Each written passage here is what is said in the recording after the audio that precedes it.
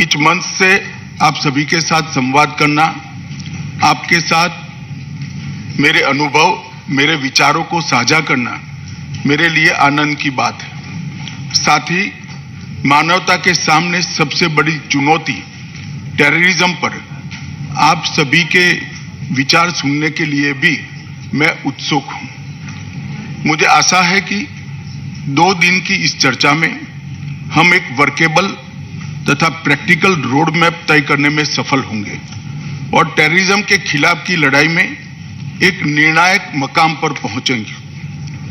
Terrorism निसंदेह वैश्विक शांति और सुरक्षा के लिए सबसे गंभीर खतरा है, लेकिन मेरा मानना है कि टेररिज्म का वित्त पोषण टेररिज्म से कहीं अधिक खतरनाक है, क्योंकि टेररिज्म के मीन्स एंड मेथड को इसी फंड से पोषित किया जाता है और इसके साथ साथ दुनिया के सभी देशों के अर्थतंत्र को कमजोर करने का भी काम टेररिज्म के वित्त पोषण के माध्यम से होता है। भारत टेररिज्म के सभी रूपों और प्रकारों की घोर निंदा करता है। हमारा स्पष्ट मानना है कि निर्दोष लोगों की जान लेने जैसे कृत्य को उचित ठहराने का कोई भी कारण स्वीकार नहीं किया जा सकता। इसलिए मैं दुनिया भर के टेररिस्ट हमलों के पीड़ितों और उनके परिवारों के साथ अपनी संवेदना व्यक्त करता हूं। हमें इस बुराई से कभी समझौता नहीं करना चाहिए। भारत कई दशकों से टेररिज्म का शिकार रहा है, जो सीमा पार से प्रायोजित है। भारतीय सुरक्षा बलों और आम नागरिकों को निरंतर और समन्वयित तरीके से अत्यंत गंभीर टेररिस्ट हिंसा की घटनाओं से जूझना पड़ा है। इंटरनेशनल कम्युनिटी का एक कलेक्टिव अप्रोच है कि टेररिज्म के सभी रूपों की निंदा की जानी चाहिए, लेकिन तकनीकी क्रांति से टेररिज्म के रूप और प्रकार निरंतर बदल रहे हैं। ये हमारे लिए एक चुनौती है। आज टेररिस्ट या टेररिस्ट ग्रुप आधुनिक वेपन तथा इंफॉर्मेशन टेक्नोलॉजी और साइबर तथा फाइनेंशियल वर्ल्ड को अच्छी तरह से समझते हैं और उसका उपयोग भी करते हैं।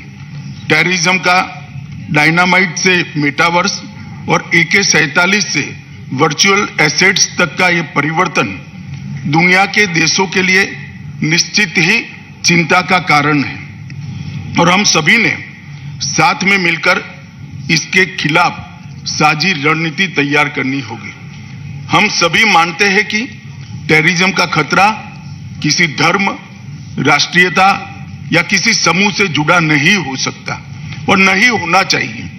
टेररिज्म का मुकाबला करने के लिए सुरक्षा ढांचे तथा कानूनी और वित्त पोषण की व्यवस्था को मजबूत करने में हमने काफी प्रगति की है, लेकिन इसके बावजूद टेररिस्ट लगातार हिंसा को अंजाम देने, युवाओं को रेडिकलाइज करने तथा वित्त संसाधन जुटाने के नए तरीके खोज रहे हैं। टेररिस्ट अपनी पहचान छिपाने के लिए और रेडिकल मटेरियल को फैलाने के लिए डार्क नेट का उपयोग कर रहे हैं। साथ ही क्रिप्टो करेंसी जैसे वर्चुअल एसेट्स का भी उपयोग बढ़ रहा है। हमें डार्क नेट पर चलने वाली इन गतिविधियों के पैटर्न को एनालिसिस कर समझना होगा और उसके उपाय भी ढूंढने होंगे। दुर्भाग्य से कुछ देश ऐसे भी हैं जो टेररिज्म से लड़ने के हमारे सामूहिक संकल्प को कमजोर करना या नष्ट करना चाहते हैं। हमने कई बार देखा है कि कुछ देश आतंकवादियों का बचाव करते हैं और उन्हें पनाह भी देते हैं। किसी आतंकवादी को संरक्षण देना आतंकवाद को बढ़ावा देने के बराबर है।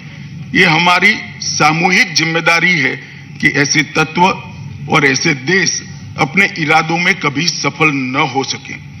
अगस्त 21 के बाद दक्षिण एशिया क्षेत्र में स्थिति में बहुत परिवर्तन आया है। सत्ता परिवर्तन तथा अल कायदा और आईसिस का बढ़ता प्रभाव रीजनल सिक्योरिटी के लिए एक महत्वपूर्ण चुनौती के रूप में उभर कर सामने आया है। इन नए समीकरणों ने टेरर फाइनेंसिंग की समस्या को और अधिक गंभीर बनाया है।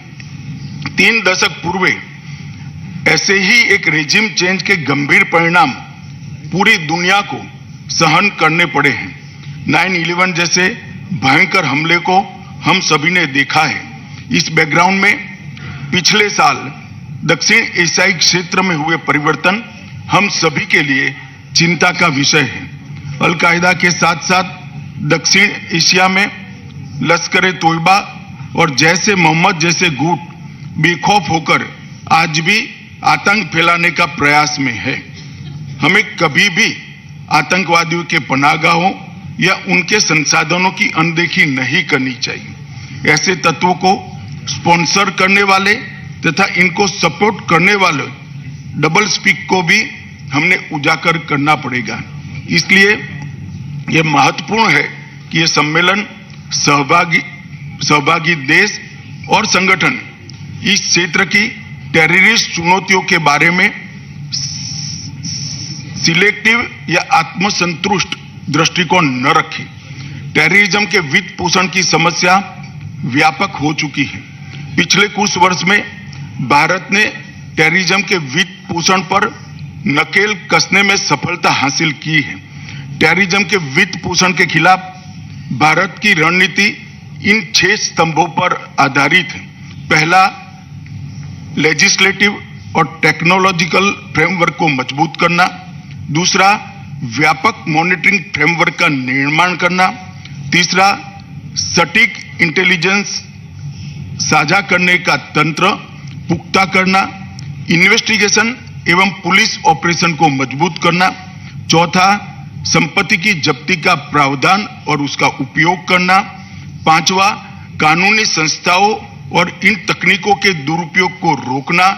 और छठा, अंतर्राष्ट्रीय सहयोग एवं समन्वय स्थापित करके इसके खिलाफ अंतर्राष्ट्रीय स्तर पर लड़ाई को मजबूती देना।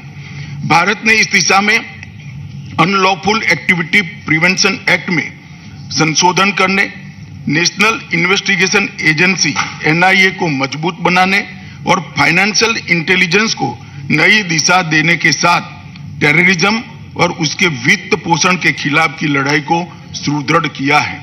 यह हमारे निरंतर प्रयासों का ही परिणाम है कि भारत में टेररिस्ट घटनाओं में अत्यधिक कमी हुई है।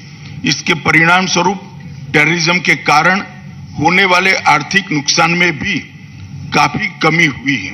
भारत का मानना है कि टेररिज्म से निपटने का सबसे प्रभावी तरीका इंटरनेशनल कोऑपरेशन और राष्ट्रों के बीच रियल टाइम तथा ट्रांसपेरेंट सहयोग ही है। प्रत्यार्पण, अभियोजन, इंटेलिजेंस शेयरिंग, कैपेसिटी बिल्डिंग तथा CFT जैसे क्षेत्रों में देशों के बीच में सहयोग टेररिज्म के मुकाबला करने के लिए बहुत महत्वपूर्ण है।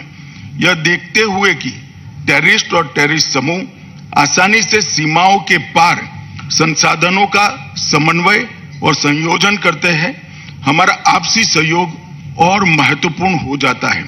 वैश्विक स्तर पर नारकोटिक्स के अवैध व्यापार के उभरते ट्रेंड्स और नार्को टेरर जैसी चुनौतियों से टेरर फाइनेंसिंग को एक नया आयाम प्राप्त हुआ है। इसको देखते हुए सभी राष्ट्रों के बीच इस विषय पर घनिष्ठ सहयोग की आवश्यकता है। संयुक्त राष्ट्र जैसे बहुपक्षीय संस्थाओं और FATF जैसे आम सहमति प्लेटफॉर्म की उपस्थिति CFT के क्षेत्र में टेररिज्म को रोकने के संदर्भ में सबसे अधिक प्रभावी हो सकती है। FATF मनी लॉन्ड्रिंग और आतंकियों के वित्त पोषण को रोकने और उसका मुकाबला करने के लिए वैश्विक मानक स्थापित करने और क्रियान्वयन में महत्वपूर्ण भूमिका निभा रहा है।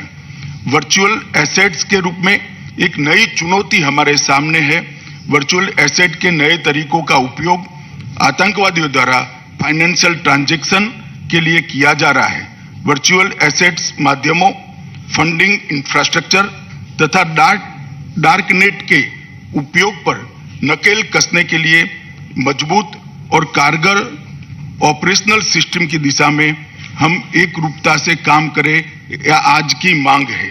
यूनाइटेड नेशंस, IMF, इंटरपोल और अन्य हितधारकों जैसे दुनिया भर की कानून प्रवर्तन एजेंसियां, फाइनेंशियल इन्वेस्टिगेटर और रेगुलेटर इस दिशा में अधिक सकारात्मक प्रभाव डाल सकते हैं। हमें इन चुनौतियों को गहराई से समझना होगा और वैश्विक स्तर पर आतंक के वित्त पोषण के लिए नई तकनीकों को रोकने का प्रयास करना होगा। जैसे प्रयास हाल ही में नई दिल्ली में संपन्न इंटरपोल की आम सभा में किया गया था। भारत सूचनाओं का आदान प्रदान, प्रभावी सीमा नियंत्रण के लिए क्षमता निर्माण, आधुनिक तकनीकों के दुरुपयोग को रोकने और वित्तीय प्रवाह की निगरानी और रोकथाम तथा जांच और न्यायिक प्रक्रियाओं में सहयोग करके टेररिज्म का मुकाबला करने के सभी प्रयासों में प्रतिबद्ध है। वैश्विक समुदाय को नो मनी फॉर टेरर के लक्ष्य को प्राप्त करने के लिए टेरर फाइनेंसिंग के मोड, मीडियम और मेथड को समझकर उन पर कड़ा प्रहार करने में वन माइंड वन अप्रोच के सिद्धांत को अपनाना होगा। आज हमने भारत के प्रधानमंत्री श्री नरेंद्र मोदी जी के संबोधन के साथ इस सम्मेलन की शुरुआत की है। मुझे विश्वास है कि इन 2 दिनों में टेरर फाइनेंसिंग के विभिन्न आयामों पर सारगर्भित चर्चा होगी और वर्तमान तथा भविष्य की चुनौतियों के सार्थक समाधान निकलेंगे। भारत सरकार के गृह मंत्री के रूप में मैं आप सभी को विश्वास दिलाना चाहता हूं कि नो मनी फॉर टेरर की उद्देश्य पूर्ति में हमारा कमिटमेंट उतना ही दृढ़ है जितना आपका इस समागम में भाग लेने का उत्साह।